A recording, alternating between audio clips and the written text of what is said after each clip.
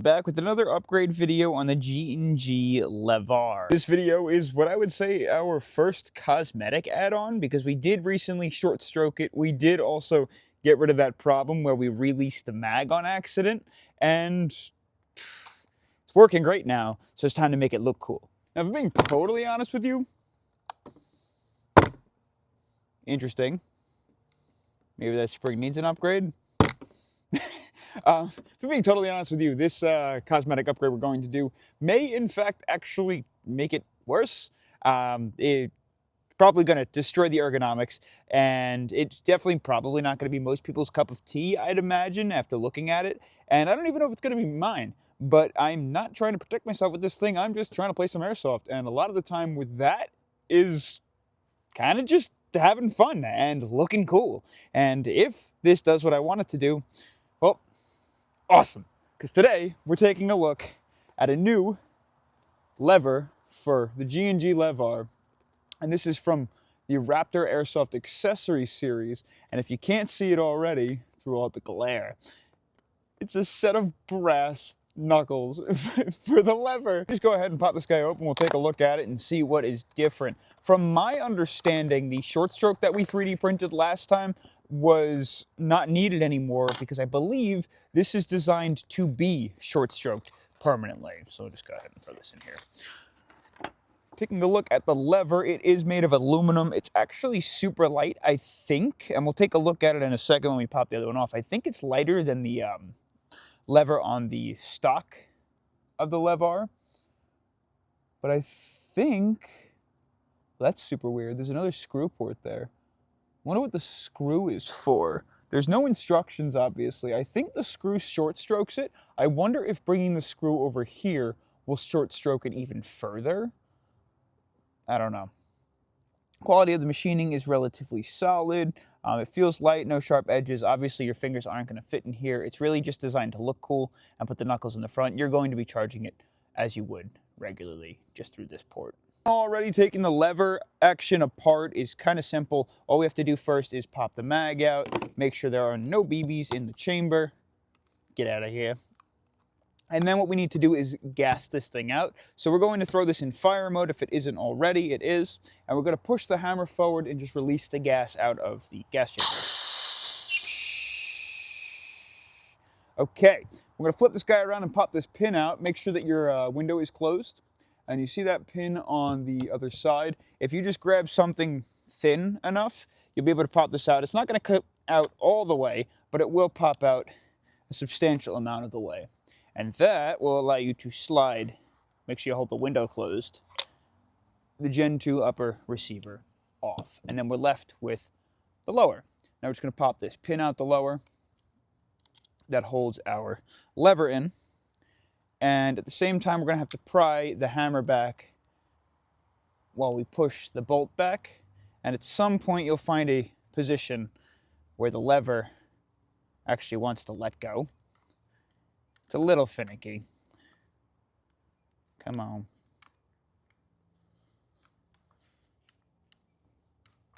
It's a little harder now since we got the short stroke in. What are we stuck on here? Oh, interesting. Do we have to, yeah, we got to push this back a little bit. There we go. Now we're coming free. Awesome. And here are our two short stroke pieces and our old lever.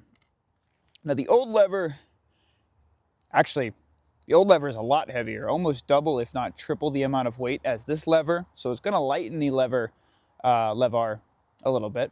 And as you can see, I don't know if you can take a look at that. So that screw, I guess, is that nub. And right now it isn't short stroked. I don't know. I think we can short stroke it just by moving that screw, because on the stock lever action, it looks like that nub is what short strokes it. So on this guy, if we move our screw to this port, I bet you that short strokes it a little bit. And then on the other side, the over travel, let's see if the over travel on the other side can be modified at all. I guess not. Yeah, I'm interested to see what this lever feels like when we put it in and how far it's going to move. I'm going to unscrew this guy, and then we'll just move it over to here. Let's just pop this guy out. Make sure we don't lose it. Looks like a M3, I think. I don't know what length that is, but size I would assume is M3. I'm gonna go ahead and screw this guy in.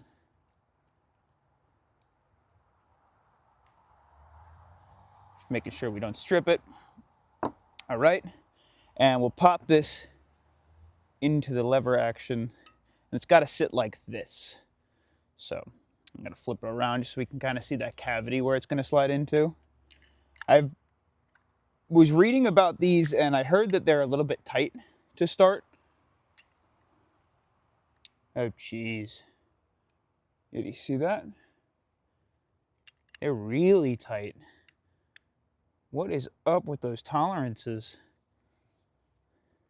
I don't know about that. Don't know about that at all. Can you see that?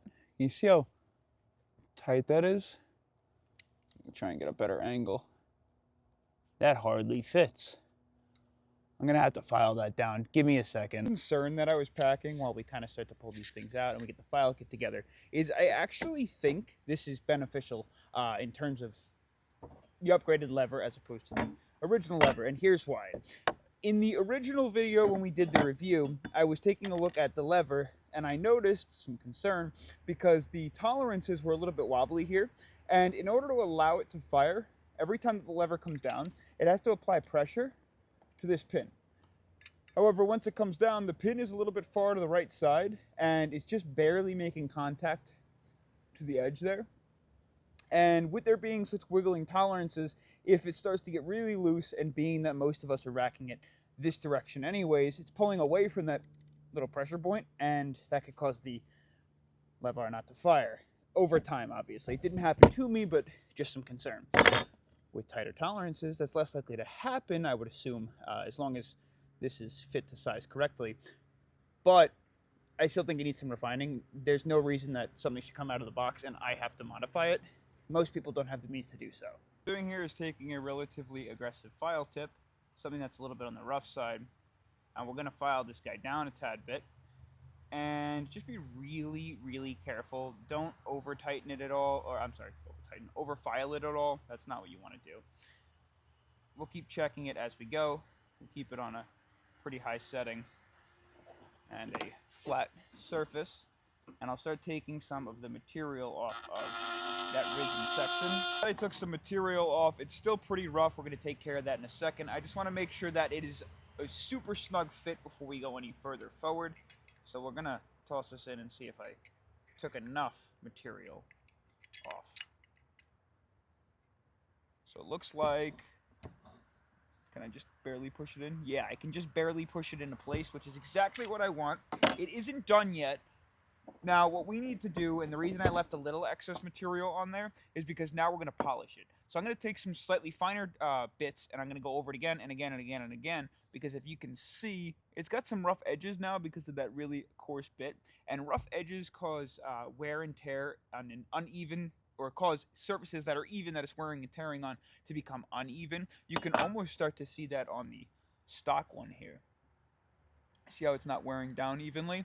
So obviously making this nice and flat is going to increase the longevity of not only our lever, but also the internal parts of the LevAR. So let's start polishing it. I'll come back when it's done. Cleaned off and as polished as I can get it. It's not perfect, but it's definitely looking a lot better than it was. Let's just go ahead and see if it fits now. Take our body, make sure we got it in the right position. I'm going to flip this around like I said before, and then insert that where it goes. And oh my gosh, so much better. See that snug fit right there? Awesome. Awesome, awesome. I got to get the little screw through, so we got to move this forward a bit, push it down in, and then I would assume back. Yeah, there it is. Cool. All right, we are going to grab our pin. Where did I put that? And we'll just lightly find the position to push this through.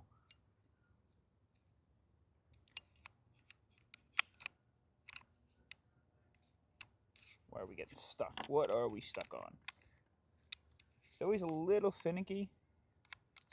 There it goes. There it goes. Look at that. Push the pin through. Hopefully the pin goes into place. It does. It's also super tight, so be careful about that. I assume that's going to need a wear into, but I'm not going to get in there and file that. And we'll just throw the upper back on. Should be as simple as just sliding this guy on back. Make sure our hop-up unit is level, and we'll throw the pin in. Awesome. And okay, I love the look of it. Let's go rack it. And it's me from the future. Right around here, I just got rid of the audio because it's just depressing. I go to rack the charging handle and, well, it just broke something. And if you look back at the video, you see that small spot on the inside where we would originally put the short stroke of the lever? That is what busted. We actually had to go purchase a new and reinforced part, and I'll explain what that is in just a second.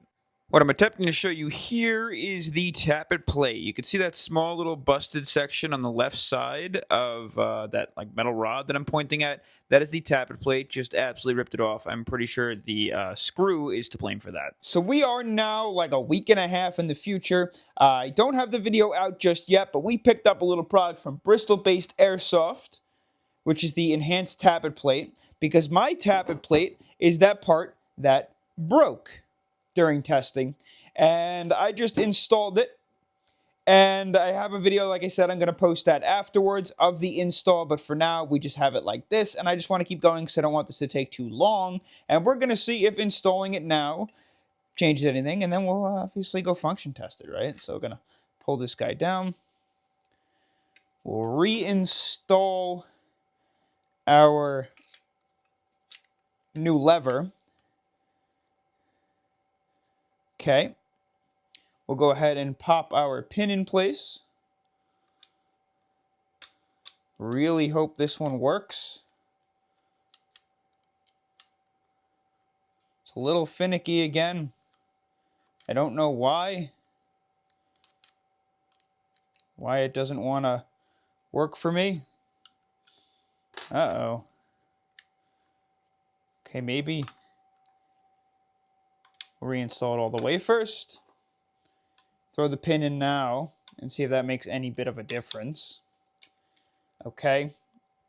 I'm just going to completely toss the entire thing back together, and then we'll test it on out.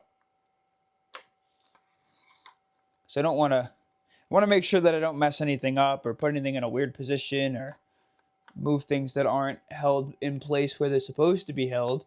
Oh, duh. What an idiot. We got to push that pin out. Now we should be good to go. Make sure we don't mess up our hop unit. Of course, we get stuck on this guy. Okay. Are we even remotely close to the right position? I think we're good now, right? Yeah? Okay, let's rack it and see if it works. See, we get stuck again. Why do we get stuck? 6.5 hours later. Beautifully enough, we are outside now with everything installed, and I actually figured out that it does work. You just kind of had to force it a little bit because, well, if you didn't, it just wouldn't go because, well, it needs a little refining, honestly. Releasing something that is this rugged and needs to be modified this much and broken in this much isn't always great, especially for people who don't have the means to do so. But I just forced it closed because I just got agitated, and it actually worked. I don't recommend that. A couple of things before we do test it out, I want to let you know. I did notice it's a little loose at the bottom here. Like it's not going to go anywhere when you shake it, but sometimes like you can kind of feel that, you know, when you're gripping it and moving it around. So that's not always great. It is tight right to left, which is nice to see. It's tighter than the stock lever, but at the base, it pries off of it a little bit. Yeah, I don't know. Also, holding it in my hands, it looks awesome.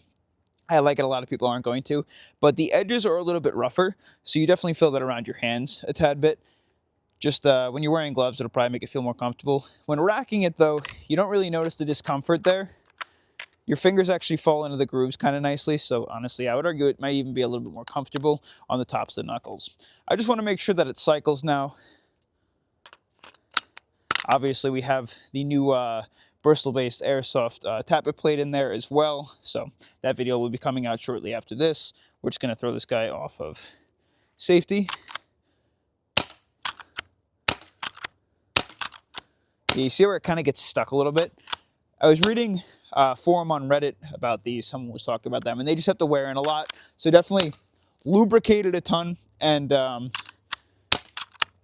put like 200 rounds through it, and then see if that changes anything from there. But at least we got it installed. I think Raptor could do a better job with this thing. It looks great, but functionality-wise, they got to step up the QC and the tolerances and stuff.